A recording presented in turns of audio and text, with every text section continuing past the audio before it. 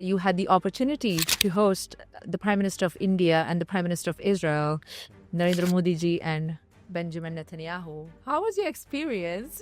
First of all, a privilege. This was back in 2018. We went to visit one of the farms in Gujarat. Prime Minister Modi was asking, what is the cost of a seedling to a farmer? It shows he's observing, to some extent fell in love with Northeast India. So I think Meghalaya and Assam, there is something so unique about this ecosystem, about the topography, about their climate, that I really think they can do a lot. Their pineapple is famously good. I thought it was tea. Of course. Tea and also. pineapple. In Assam it's tea. You have pineapple and citrus. This is actually the region where citrus was originated to the world. I was 7 years in India. I woke up every day with a clear mission of what I want to promote. Most farmers are women? Yes, by far. Most of the people cultivating the day-to-day are women. Drip irrigation, as we say, is an amazing innovation. Out of 10 drops coming out of the dripper, the plant will absorb 9.5 drops. And compared to flood, which can be 30%. It was a family tradition in our Moses household to especially May, the season of summer. Yeah. We used to have mango like 24/7. And we have amras course. and we have like these other Yeah. milkshakes. The farmer wakes up in the morning, is a businessman waiting to open his business. And this is a mindset we in Israel carry from birth. This Israeli farmer has hosted Narendra Modi ji and Benjamin Netanyahu. Namaskar, shalom and welcome. My name is Ravita Moses, aka Moses in Israel, your favorite Indian Jew, born and raised in India and now living in Israel. And my goal is to bridge India and Israel, one video at a time. And today we are going to talk to someone who is a farmer first, but also has been actively involved in Israel's government-to-government and private agriculture and water activity in India, the one and only Dan Alluf. Hello. Such a pleasure to have you on Moses in Israel. Thank you so much for inviting. You're most welcome. How are you feeling today? Excited to be here. I have so many questions to ask you. This is actually my first episode related to agriculture in India and Israel, the ecosystem itself. So I'm going to ask you, so be ready.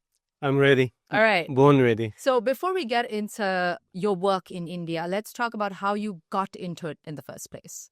So this is quite easy. I was born and raised in a farm here in Israel.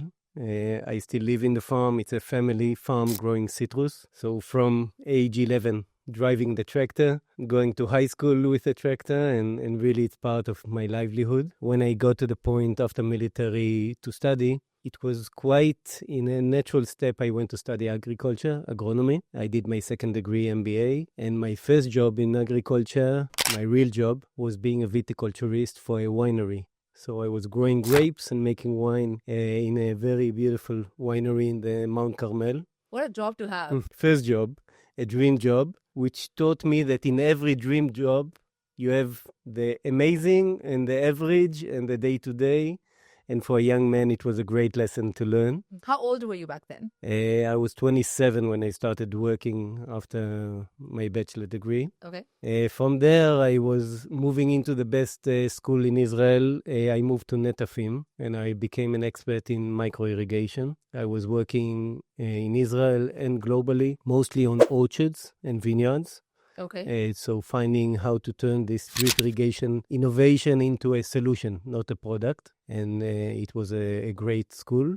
And from there, I went to John Deere, an American company, also focusing on micro-irrigation, but based in Israel. Okay. And there I moved. I worked globally from Nasik in India to Sub-Saharan Africa, and mostly Turkey and Europe and Mediterranean. And in 2014, I got to the next chapter. India. That is India. Okay, let's talk about that. You were the agricultural counselor of Israel to India. What does that mean? It means that I got a mission that was determined by 3 goals. One is to work together with government of India in order to understand the scope of cooperation we are looking for. I was representing Mashav, Israel's agency for development. So in this regard, the idea was to leverage our Israeli know-how in development. What we did here in 70 plus years which in many aspects is a miracle, we want to share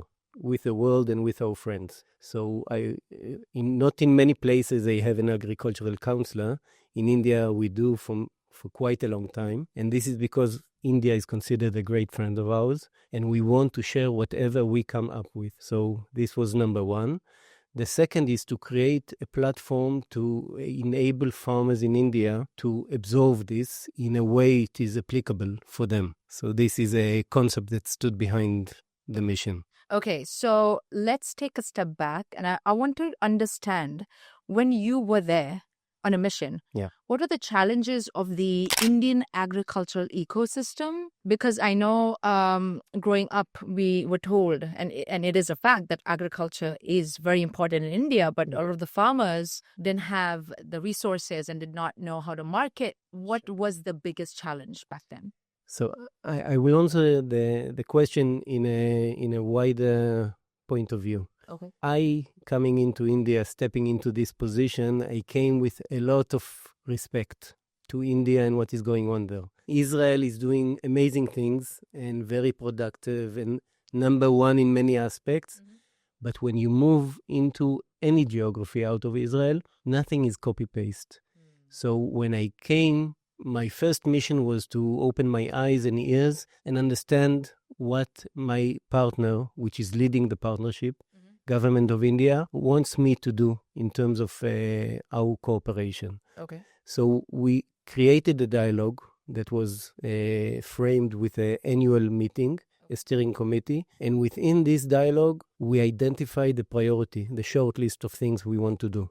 Can you talk about it? Of course. So when we looked at agriculture, which is a very wide spectrum of crops and of solution we were talking earlier, it could be dairy farming, poultry, aquaculture, agriculture like we call it, the paddy and the cotton, which is open field. Mm-hmm. And there is a segment called horticulture. Horticulture across the world is considered the cash crop. This is where farmers can really revolutionize their profitability. And this is what we pointed out, that we want to focus on horticulture. And India is vast, is number one in the world in many of these branches of horticulture. But there is an area that you can proceed and get more by utilizing water, by using better varieties, by understanding the geometry of an orchard, the spacing between the trees, the canopy management, post-harvest, and more. So this is what we identified. And then when I had the vision, mm-hmm. I had a work plan. Okay. Wow, so many questions. This was, because I remember you telling me you spent about 7 years in India. Yeah. You've done so much for the ecosystem. Let's talk about some technologies that you were able to implement. And because I actually spoke to a friend, I didn't tell you that off camera because I forgot. Mm-hmm. But there's a friend who works very closely with the farmers as a part of the government. And he said that the farmers have been very grateful for this technology because they felt like their life has changed because of this technology. And they're able to make their job easy, more yields. They can market it well. They'll feel more confident. Amazing. Great feedback. So that's great feedback. Would you be able to tell us some, because I know drip irrigation is the most commercial, most popular technology that was implemented. Yes. Are there any more technologies that were implemented? Of course. I would say, first of all, I was 7 years in India. I woke up every day with a clear mission of what I want to promote. But when I came to India, I replaced my previous counselor. Mm-hmm. And before him, there was another one. When I left, I was very happy to hear 2 people replaced me. One for agriculture and the second for water. Mm-hmm. And this is continuing also today. So what I want to say is it's a teamwork in the Israeli side and moreover a teamwork between the teams of India and Israel. And in this regard, the technology is all the time developing. Drip irrigation, as we say, is an amazing innovation. It is, just to give an example, when we talk about drip irrigation water use efficiency, we talk about 95% water use efficiency, meaning out of 10 drops coming out of the dripper, the plant will absorb 9.5 drops, compared to flood, which can be 30%. So the drip irrigation is number one in terms of any aspect. But drip irrigation is a product that you need to know to speak the language of water management. And part of what we did in these activities is develop a language farmers can speak to utilize this 95% water use efficiency. So to know how to install an irrigation system correctly, how to maintain it, and definitely when and how much to irrigate. So all of this came together in a very applicable manner. I am a very boots on the ground guy. So everything we did was all the time starting from the field and trying to be practical. And within this, all the time understanding what type of development and changes we should do. So this is, of course, as you say, a technology that is always up there in terms of what we do. But agriculture is also a value chain approach. You cannot disconnect drip irrigation from the variety or even the seedling you put on the ground. So we invested a lot in nursery management, which seeds and how to germinate them and how to move them into the field. We talked a lot about the greenhouse technology. Every greenhouse is a lot of investment for any farmer. So how to justify the ROI, the return on investment. When to put a high-tech greenhouse with maximum investment and climate control and everything, and when to put a simple, what we call a tunnel, that you have no technology actually, but you prevent insects from coming into the area. So these type of things we put and we try to leverage it to make it applicable for farmers. I have a friend who actually cultivates avocado, but he gets those plantlings? This is plants. Saplings. Yes, samplings. Saplings, right? From Israel. He actually imports it to India, and he has now an avocado farm, and he actually came to, shout out to Harshit. Actually, also a joint friend. Oh, really? Yeah, of course. Oh, I only found out. India and Israel are small villages, both of them. We know all of us. So he actually, he came to Israel, he learned how to do it, and then, COVID actually delayed his process, but eventually he was successful in What doing a young visionary guy is this one. Send him my regards. I will. Okay, so, stuff like that, or what are, in addition to avocado and let's say cherry tomatoes, which are very popular coming from Israel, what are the other crops that became popular because of Israeli technology, specifically in India because of the soil quality, the weather? Because I know India is huge, so weather varies in every state. Yeah. Right? Yeah. So, I think you named a few, avocado and some of the vegetable like tomato that are coming. You have cucumber and capsicum. You have now talking about blueberries that are coming that are in Israel. We developed a variety that is suited for hot weather, which is unlike what we experience here, that usually a blueberry needs the cold weather. Now we have blueberry that you can grow in hot weather. But it's also about, and this is going back to this partnership, which is very tentative. When you go to India, you see mango and you see the king of fruit, which is amazing. We have also wonderful varieties. India is nothing like... I actually second that. I have not been able to enjoy mango as much as I used to enjoy mango in India. We call it Hapus or Alfonso, right? Of course, yeah, so many varieties, but the Alfonso is like the king of mangoes, and it was a family tradition in our Moses household to especially May, the season of summer. Yeah, we used to have mango like 24/7, and we have amras, and we have like these other milkshakes.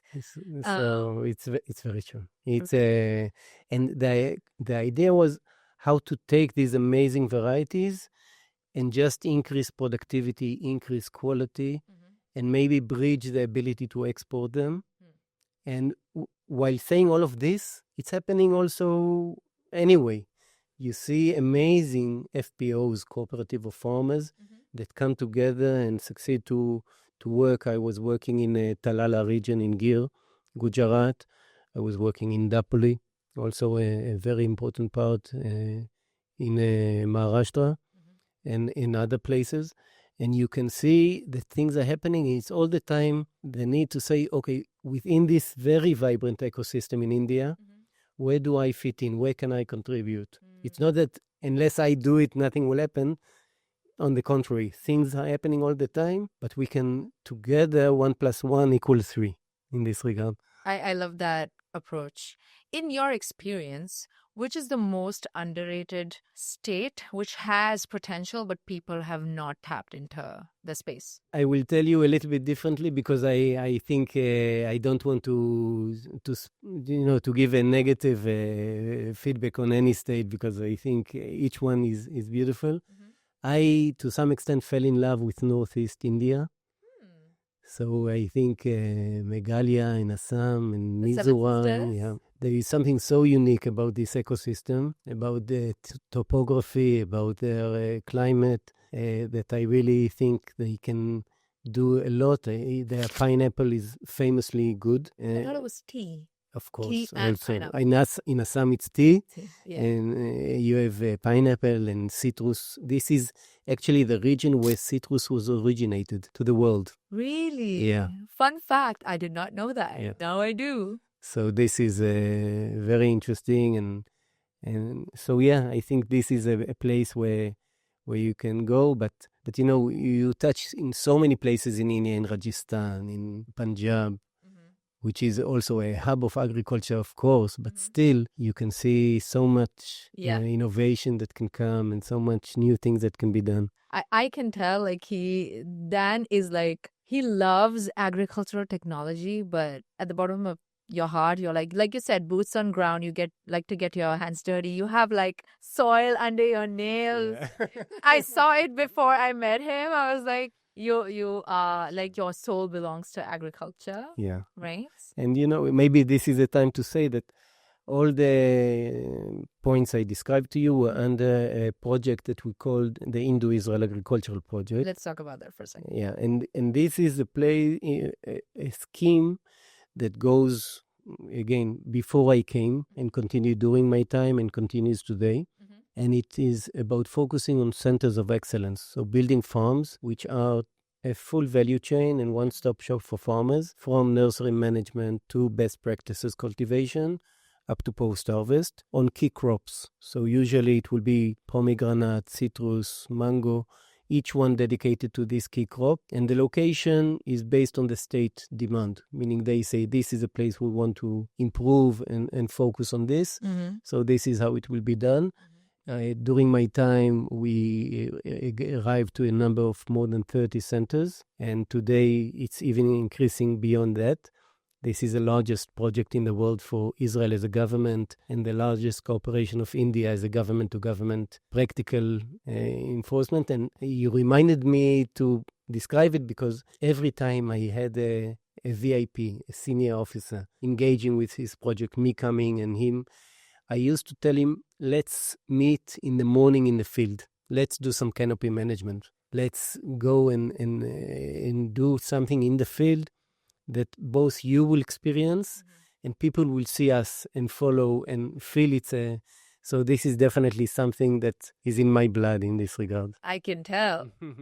Where there was an interesting event that we spoke about where you had the opportunity to host the Prime Minister of India and the Prime Minister of Israel, Narendra Modi ji and Benjamin Netanyahu. How was your experience? First of all, a privilege. This was back in 2018. Our Prime Minister came to India, of course, and they said, we want to visit one of the farms in Gujarat, one of the centers of excellence. So they came to the center, they visited the nursery, the cherry tomato greenhouse, the different facilities. And then I think the highlight, and this is also showing the type of DNA we both carry, the highlight was the engagement with the farmers. They actually sat with farmers that were benefiting from the center. And there was a dialogue, mostly questions from the PM side to the farmers saying, what did you benefit from? What is your response? What type of profitability you carry? What type of changes you received from the center? And the answers were very sincere, meaning they actually were being able to diversify their agriculture, being able to extend the season, and at the end of the day, increasing their profit. and increasing profit. This is the name of the game in agriculture everywhere. We must invest in marketing, and we must remember that a farmer wakes up in the morning, is a businessman waiting to open his business. And this is a mindset we in Israel carry from birth. Yeah, because I feel like, especially in India, when you think of farmers, you don't think of them as businessmen, particularly. But I know they are Businesswomen. Or businesswomen. Mostly. Right? The women are the one, Really? of course. I did not know that either. Wait, okay, so let's talk about most farmers are women? Yes, by far. Most of the people cultivating the day-to-day are women. Wow. Yeah, but the community around agriculture, of course, is diverse. And of course, there are men that are cultivating. But the women segment within agriculture is by far bigger and super important. And this is why women empowerment through agriculture is very, very important. And we must focus on it, and we are. Meaning also Mashav has a full branch on women empowerment, business education, and so on. This has blown my mind, because also, like, to be honest, as somebody who's grown up in India, when you think of a farmer, I mean, I've met a few people in person, but mostly the Indian audiences learn through media. And media, when I say media, is like news channels and movies. And most movies have portrayed men as farmers. But I did not know it's not mostly, but like also women take active role in contributing to agriculture in India. Active, and most of the actual labor is women. So definitely it's an issue to highlight and to talk about and to celebrate. I think it's, we were talking also before about what does it mean moving into agriculture? How does a young farmer decide to move into this old-fashioned industry? For me, it's exciting. Meaning, if you take it in the right approach, it's the most advanced, the most life-changing thing you can do.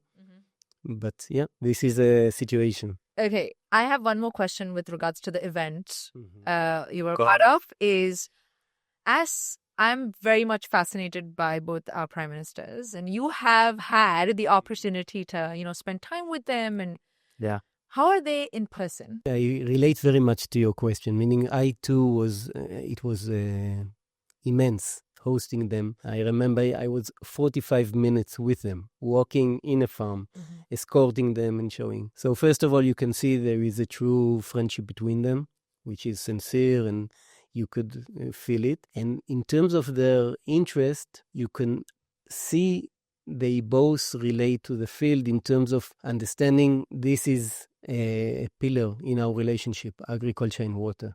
It's something that shows a lot of trust, a lot of place to develop. I remember when we were in the nursery, Prime Minister Modi was asking, what is the cost of a seedling to a farmer? Now it shows he's observing, he understands the situation, he wants to know. So for me it was a very interesting one example of the visit. So yeah, it's very much invested in people of the country. Yeah. And the people of the country are very much engaging in agriculture, so it all connects in this regard. All right, I'm going to take you away from India now. Guys, after spending 7 years, you came back and you decided to step away from the government organization and go back to farming yourself. Yes. Right? Let's talk about that for a second. So you defined it correctly. When I came back to Israel, I actually left my position at the ministry, at the government, and moved into private sector. So when I came back, first of all, I came back to my farm, our family farm. It was such a great time after 7 years. I loved India. I like Delhi, but Delhi is not Moshav Tzofit, the place I live in. Okay. We walk barefoot and we grow. So it was very nice going back. Finally come back, in the nature, walk barefoot on the soil, get your nails dirty. Completely. So this is what I did. I had a daughter that was born in India during our time in India. Oh, that's cool. Yeah. How many daughters do you have? So I have 2 daughters and 2 boys, 4 children. Oh, that's awesome. Yeah. So my eldest is now in the military. The youngest is in the second grade and 2 boys higher than me, but in high school. Good luck to everybody. Yeah. So, Yeah. when you have a parent like that, I don't think you got to worry about it. You mainly mean the mother. She's the actual base of the family. She's a yoga teacher also. She learned for 5 years in India. That's yoga, awesome. and she's And today she's now a yoga instructor in Israel? in Israel, and she's having a ashram in Madhya Pradesh that she's engaging with, and in February she's taking a retreat, second retreat to India, to Goa. Oh, that's awesome. It Good luck is, to her. yeah. All So this is coming back was first of all that, and we decided as a family that my wife will open her studio for yoga. I will open my office in the farm. Okay. So in many aspects, we created our own ecosystem. And what I did is started cultivating our farm, but also together with my father, 84-year-old chief agronomist of the family. Oh, wow. He is really leading and carries a lot of knowledge. But I also opened Farmers Nihal, which is focused on 3 pillars. One is projects, the ability to design, establish, and operate agricultural project. The second is business development, taking technologies that I screen, that I think can work in India and elsewhere, and then create a business development roadmap for them and really be with them all along this very interesting ups and downs that you get when you start doing business. And the third is capacity building. I identified the ability to bring delegations from India to Israel and train them or expose them to different things. So I do this together with Kinneret College, and we are looking into this as a very interesting connection to India that we are doing. I have a question. Of course. Is it, when you say delegation, do you mean getting farmers on, like boots on ground, or is it like officials who sort of like then help these farmers take this information and give it to farmers in India? So I divided into 2 segments as capacity building. One is professional training. Right. There you can find farmers and experts that say, I want to come and train on water management, on pomegranate, on avocado, and then they can come and get a 7-10 day tailor-made agenda for them in Israel with an academic institute, giving the aspect.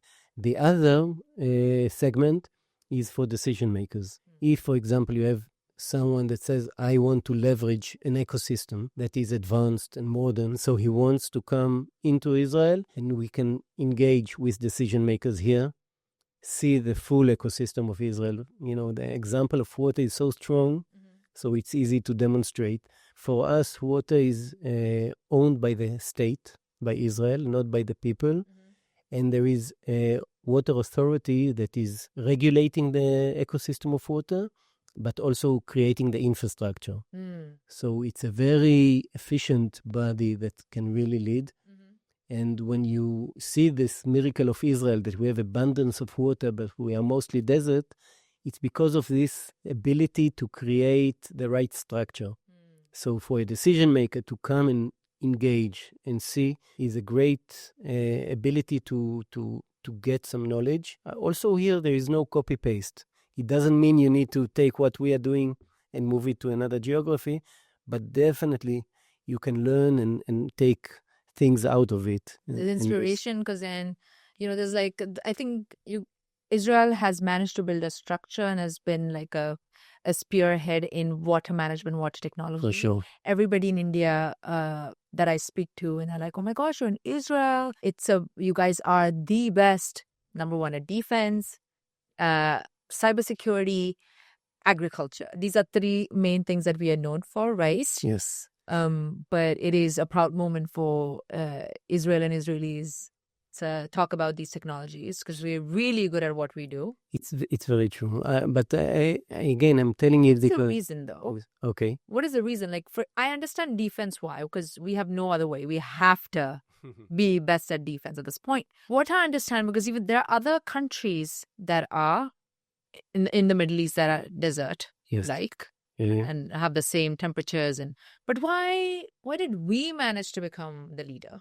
So I think you just said it. It's innovation out of necessity. We have no choice in defense, but also in water and agriculture.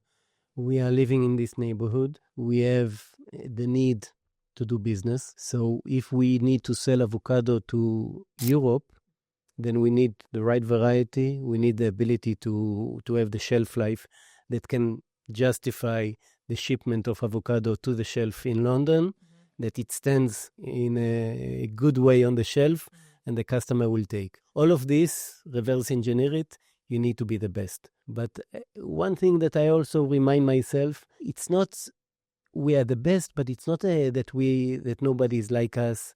You know, in India, I was working with projects that are state of the art. You walk into the farm and you see really the best of the best technologies. And also in Israel, you go and you see the best of the best, but there is also scope for improvement. Nothing is perfect, and definitely everything is dynamic. We are all experiencing AI revolution around us. So what does it mean in agriculture? What do we need to improve? How do we implement it? So I always look at it and always say with confidence, we are amazing, but it doesn't mean we don't have a scope for improvement.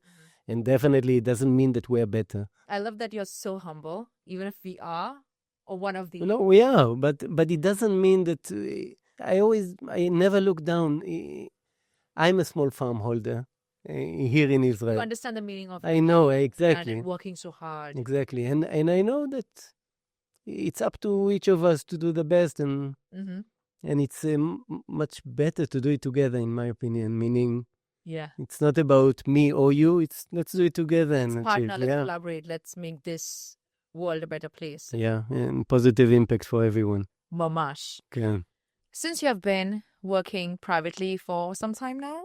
Yeah, Many, almost many 5 years. Almost 5 years. Yeah. What is your vision for Farmers Nihal? Because I know Israel is obsessed with cybersecurity technology, but nobody will ask an expert in agriculture, what is your vision? I would want to know what your vision is. And also, you spark curiosity for me. I'm not necessarily a nature girl, but I respect people who are able to, I don't know how to put this into words, but at the end of the day, I'm well fed. And I know this food is grown by somebody, people like you. It's an interesting question. You know, maybe it's because I'm in a growing phase of what I do, meaning Farmers Nihal.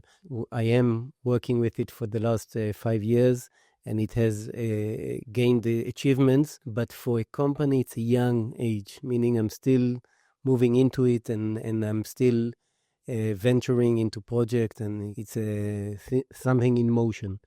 But saying that, I feel there are two things for me that are very clear.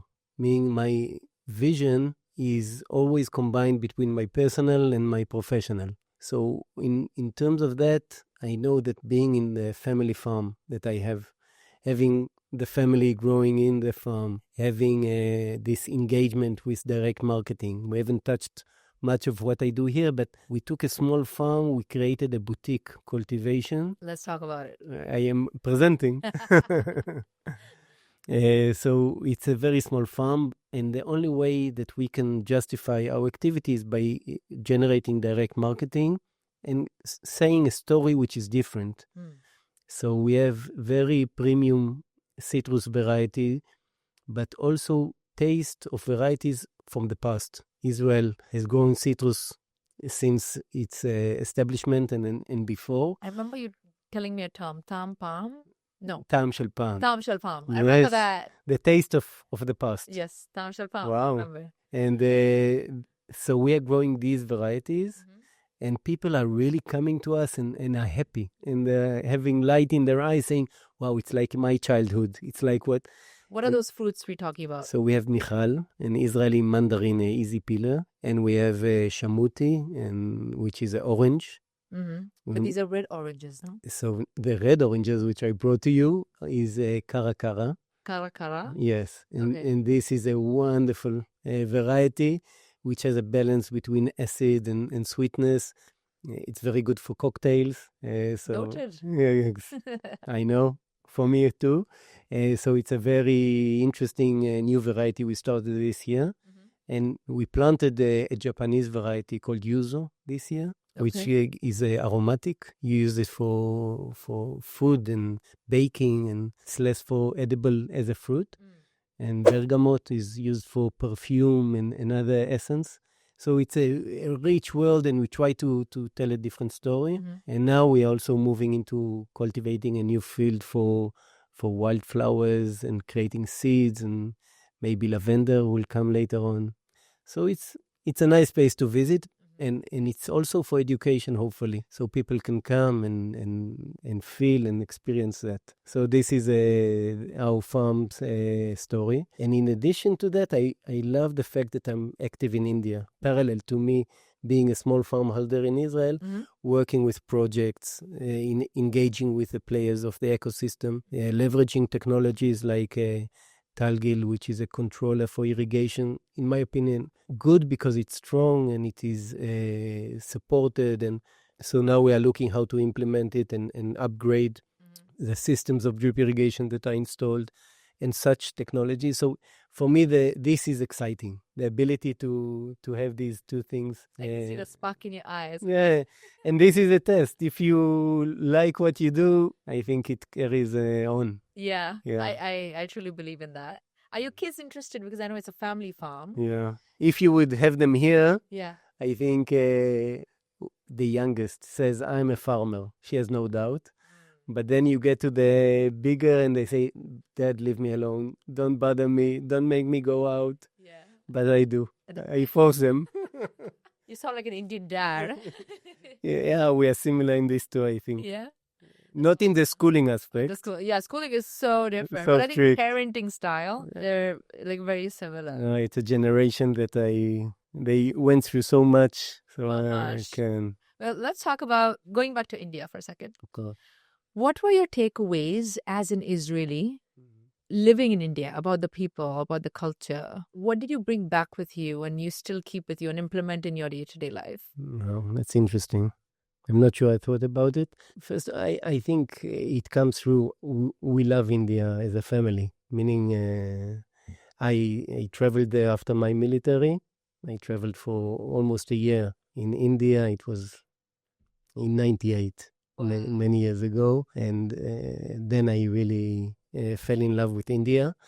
And we love the people, we love the food. India is also a place where you have extremes, where you have super luxurious hospitalities. What I always said, and it's part of our personality, is that we need to remember also the nature and the simplicity, which is unbelievable when you find it in India. I have a good friend, Shaleb, that is married to an Israeli called Alice Miller, and they have a guest house up north to Rishikesh, 6 hours from Rishikesh. It's a river lodge on the Ganga, and he's a whitewater guide. So this is the type of experiences that I carry. They are good friends until today, and they have an amazing, amazing guest house. But also every year we used to go to Goa and take a house on the beach, but in a simple way, a simple place, a nice place, going to the chai shop in the morning. And I think this is a beauty for me of India, which has so many unbelievable, ways of presenting beauty. And you also mentioned that you practice yoga. I do. I practice for many, many years. I practice Ashtanga, and it is a way of life, meaning you can see that when it's already getting older, that the way yoga in my life is changing. Once it was almost going to the gym, and today it's really balancing my life, enabling me to understand where pressure is coming, and it doesn't, profit me or benefits me. So today it's a complete way of life, and my wife is a great teacher also in the house. She reflects, and she's very strong in this. I hope I get to meet your family. Please, you're part of the family already. Thank you. Well, this brings us to the last segment of this episode. Is I always ask my guests to give a message to my audience, which mostly is from India or also Indians living in the diaspora. What would you like to tell them? So I think what for me is the most true thing to say, that there is a true friendship between the people. There is something so magical and unique about it that I invite the people from India to come to Israel and see for themselves how they will be greeted in a way that you cannot explain in words, at least not I. And this friendship is something that is very, very amazing in my opinion. And there is so much to do and so much to grow together that I'm looking forward for the next things to come. Well, me too. And hopefully we can collaborate in some way. Of course.